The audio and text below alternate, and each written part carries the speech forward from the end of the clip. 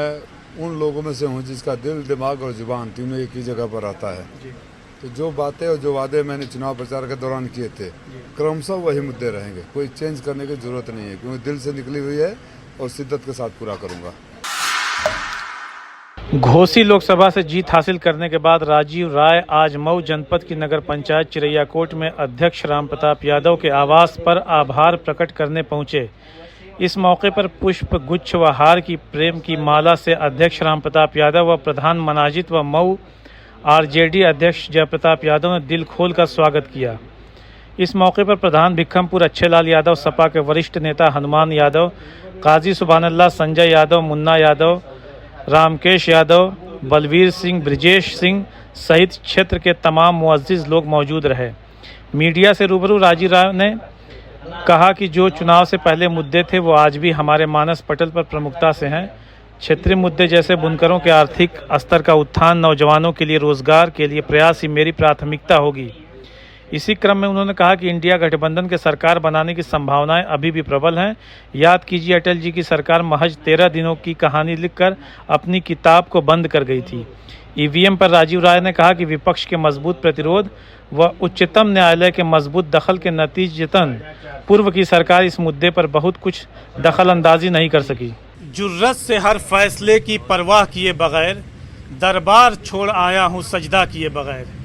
ये जो सरकार चल रही थी और जिस हिसाब से सारे संवैधानिक संस्थाओं को अपने इशारे पर नचाया जा रहा था, लेकिन उस दौर में भी और जो पिछले 10 साल में भी हमारे साथ जो मौजूद आपको तस्वीरों में दिखाई दे रहे हैं, घोसी संसदीय क्षेत्र से निर्वाचित राजीव राय जी, इन्होंने कभी सत्ता के आगे सजदा नहीं किया।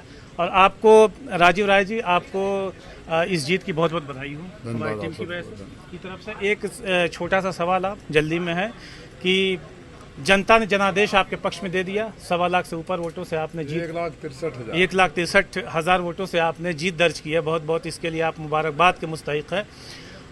प्रथम मुद्दे क्या होंगे आपके ऊपर, क्या जिम्मेदारियां महसूस कर रहे हैं? देखिए, मैं उन लोगों में से हूँ जिसका दिल, दिमाग और जुबान तीनों एक ही जगह पर आता है। तो जो बातें और जो वादे मैंने चुनाव प्रचार के दौरान किए थे, क्रमशः वही मुद्दे रहेंगे। कोई चेंज करने की जरूरत नहीं है, क्योंकि दिल से निकली हुई है और शिद्दत के साथ पूरा करूँगा।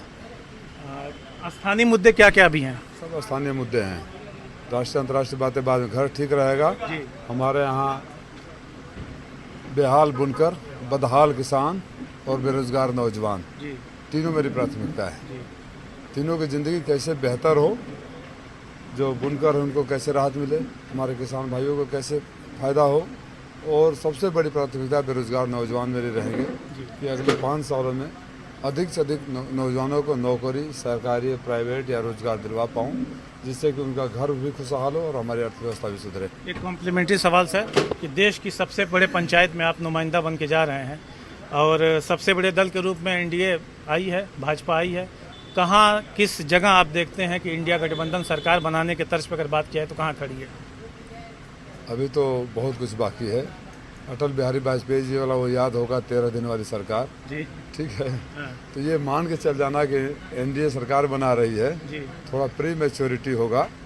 भारतीय जनता पार्टी अपने बूते पर बहुमत में पाई नहीं है। इससे साफ पता चलता है कि लोगों ने भारतीय जनता पार्टी को खारिज किया है।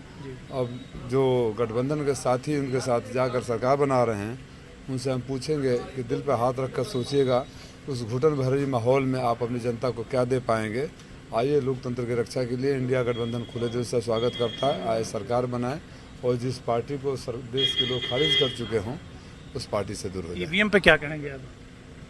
देखिए, ईवीएम तो यहाँ भी हमारे 8 मशीनें खराब हो गई, नहीं तो जीत और बड़ा होता जी, है ना। अभी बांसगांव में देखा 104 वोट से हरा दिया गया, कई जगह 50 को हरा दिया गया। अब लोगों का दबाव इतना बड़ा था और इस केस को सुप्रीम कोर्ट में इतना उछाला जा चुका था कि कहीं ना कहीं दहशत तो उनको भी थी।